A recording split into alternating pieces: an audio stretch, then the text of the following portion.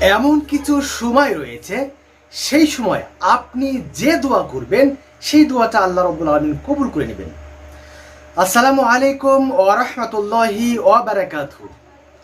বিসমিল্লাহ, আলহামদুলিল্লাহ, ওয়াসসালাতু ওয়াসসালামু আলা রাসূলিল্লাহ, আম্মা বাদ।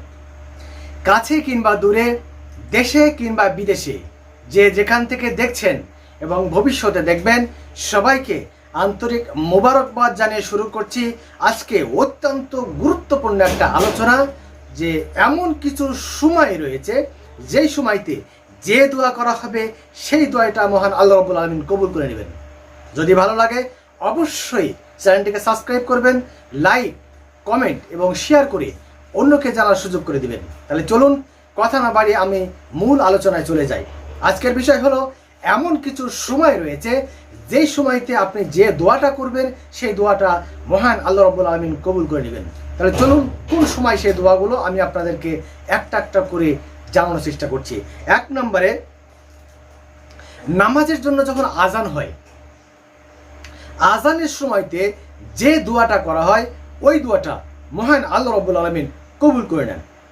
সুবহানাল্লাহি ওয়া বিহামদিহি সুবহানাল্লাহিল আযীম। এক নম্বর বিষয় হলো আজানের সময় যে দোয়াটা করা হয় সেই দোয়াটা মহান আল্লাহ রাব্বুল আলামিন কবুল করে নেন। দুই নম্বর, আজান এবং ইকামতের মাঝখানে, আজান হয়ে গেছে এবং ইকামতের পূর্ব মুহূর্তে যেই সময়টা রয়েছে এই সময়তে আপনি যেই দোয়াটা করবেন সেই দোয়াটা মহান আল্লাহ রাব্বুল আলামিন কবুল করে নেবেন। তিন নম্বরে, যখন বালা মুসিবতে কোনো মানুষ পড়ে যায়, আমরা যখন অনেক সময় বালা মুসিবতে পড়ে যাই, ওই সময় যখন হাইয়া আলাস সালাহ এবং হাইয়া আলাল ফালাহ বলে, এই সময়তে যেই দোয়াটা করা হয় সেই দোয়াটা মহান আল্লাহ রাব্বুল আলামিন কবুল করেন। সুবহানাল্লাহি ওয়া বিহামদিহি সুবহানাল্লাহিল আযীম। তাহলে তিন নম্বর হলো আজান, মানে যখন হাইয়া আলাস সালাহ এবং হাইয়া আলাল ফালাহ বলা হয়, এরপরে যেই দোয়াটা করা হয় সেই দোয়াটা মহান আল্লাহ রাব্বুল আলামিন কবুল করে নেন। তাহলে তিন নম্বর। চার নম্বর হলো জিহাদের ময়দানে যখন কোনো মানুষ যায়, জিহাদের ময়দানে গিয়ে যখন তারা দোয়া করে ওই দোয়াটা মহান আল্লাহ রাব্বুল আলামিন কবুল করে নেন। সুবহানাল্লাহ। তার মানে জিহাদের ময়দানে যে দোয়াটা করা হয় সেই দোয়াটা মহান আল্লাহ রাব্বুল আলামিন কবুল করে নেন। তাহলে চার নম্বর গেল এইটা। পাঁচ নম্বর, ফজরের নামাজের পর যেই দোয়া করা হয় সেটা কবুল করে নেয়। সুবহানাল্লাহ। তার মানে আমরা অনেক সময় দেখা যায় ফজরের নামাজটা আমরা কাজা করে ফেলি বা অনেক সময় পরে পড়ি, কিন্তু রাসূল সাল্লাল্লাহু আলাইহি ওয়াসাল্লাম বলছেন ফজরের পরে যেই দোয়াটা আপনি করবেন সেই দোয়াটা মহান আল্লাহ রাব্বুল আলামিন কবুল করে নেবেন। সুতরাং আমরা বেশি করে ফজরের সময়তে দোয়া করব। ছয় নম্বর, নফল নামাজের সময়, নফল যখন আমরা সালাত আদায় করি, নামাজ আদায় করি, ওই সময় সিজদায় গিয়ে যে দোয়াটা করা হয় সেই দোয়াটা, আরবিতে যে দোয়াটা করা হয় সেই দোয়াটা মহান আল্লাহ রাব্বুল আলামিন কবুল করে নেন। আবার বলি, নফল সালাতের সময় সিজদায় গিয়ে যখন কোনো মানুষ আরবিতে দোয়া করে সেই দোয়াটা মহান আল্লাহ রাব্বুল আলামিন কবুল করে নেন। 6 নম্বর। 7 নম্বর, কুরআনুল কারীম তেলাওয়াতের পর যে দোয়াটা করা হয়, আমরা যখন কুরআন তেলাওয়াত করি, কুরআন তেলাওয়াত করার পরে আমরা অনেকে কিন্তু দোয়া করি না, কিন্তু রাসূল বলছেন কুরআন যখন তেলাওয়াত করা হয় আর কুরআন তেলাওয়াত করার পরে যেই দোয়াটা মহান আল্লাহ রাব্বুল আলামিনের কাছে করা হয়, যে জিনিসটা মহান আল্লাহ রাব্বুল আলামিনের কাছে চাওয়া হয় সেইটা মহান আল্লাহ রাব্বুল আলামিন কবুল করে নেন।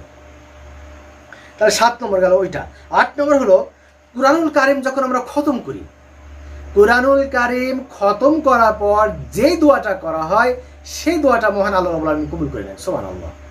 আমরা যখন কুরআনুল কারীম খতম করি, খতম করার পর দোয়া করি, মহান আল্লাহ রাব্বুল আলামিনের রাসূল বলছেন কুরআনুল কারীম খতম করার পরে তার বান্দা, কুরআনুল কারীম খতম করার পরে যদি কোনো মানুষ দোয়া করে সেই দোয়াটা মহান আল্লাহ রাব্বুল আলামিন কবুল করে নেন। সুবহানাল্লাহ। তাহলে 8 নম্বর হলো কুরআন কারীম খতমের পর যে দোয়াটা করা হয় সেই দোয়াটা আল্লাহ কবুল করেন। 9 নম্বর হলো জমজমের পানি পান করার সময়। আমরা জানি যে জমজমের পানি দাঁড়িয়ে পান করতে হয়। এই জমজমের পানি পান করার সময়তে যদি কোনো দোয়া করা হয় সেই দোয়াটা মহান আল্লাহ রাব্বুল আলামিন কবুল করে নেন। সুবহানাল্লাহি ওয়া বিহামদিহি সুবহানাল্লাহিল আযীম। তাহলে 9 নম্বর গেল জমজমের পানি পান করার সময় দোয়া করলে দোয়া কবুল হয়। 10 নম্বর, যখন কোনো মানুষ মৃত্যুর মুখে পতিত হয়ে যায়, মৃত্যুর মুখে পতিত হওয়ার সময় যে দোয়াটা করে সেই দোয়াটা কবুল হয়ে যায়। সুবহানাল্লাহ। এই জন্য তো রাসূল সাল্লাল্লাহু আলাইহি ওয়াসাল্লাম বলেন, যদি কোনো ব্যক্তির শেষ বাক্যটা হয় লা ইলাহা ইল্লাল্লাহ, সে ব্যক্তি জান্নাতে যাবে। অর্থাৎ মৃত্যুর পূর্ব মুহূর্তে যদি সে কোনো দোয়া করে, সে দোয়াটা কবুল হবে। এজন্য কোনো মানুষ মুমূর্ষ অবস্থায় যখন পড়ে থাকে, সেই মানুষের কাছ থেকে দোয়া নিতে হয়। তো তাহলে আমরা জানলাম 10 নম্বরে যে মৃত্যু শয্যায় শায়িত অবস্থায় যদি কোনো ব্যক্তি থাকে, মৃত্যুর পূর্ব মুহূর্তে যে দোয়াটা করে, সেই দোয়াটা কবুল করে নেন মহান আল্লাহ রাব্বুল আলামিন। তাহলে 10 নম্বর এইটা। 11 নম্বর হলো মরুক যখন ডাকে ওই সময়তে যে দোয়াটা করা হয়, ওই দোয়াটা মহান আল্লাহ রাব্বুল আলামিন কবুল করে নেন। সুবহানাল্লাহ। দেখা যায় আমাদের গ্রাম বাংলায় যারা আমরা থাকি, গ্রামে গঞ্জে যারা থাকি, আমাদের কিন্তু মরুক ডাকার শব্দ আমাদের কানে আসে। ওই মরুক ডাকার সময়তে যে দোয়াটা আপনি করবেন, ওই দোয়াটা মহান আল্লাহ রাব্বুল আলামিন কবুল করে নেবেন। এটা হলো 11 নম্বর। 12 নম্বর হলো যখন কোনো মজলিস চলে, দিনই কোনো আলোচনা হয়, কোরআন হাদিস থেকে যেখানে আলোচনা হয়, ওই জায়গাতে যে দোয়াটা করা হয়, সে দোয়াটা কবুল করে না হয়। সুবহানাল্লাহ। তার মানে আমরা জানলাম যে দিনই মজলিসে যে দোয়াটা করা হয়, সে দোয়াটা কবুল করে না হয়। কেন?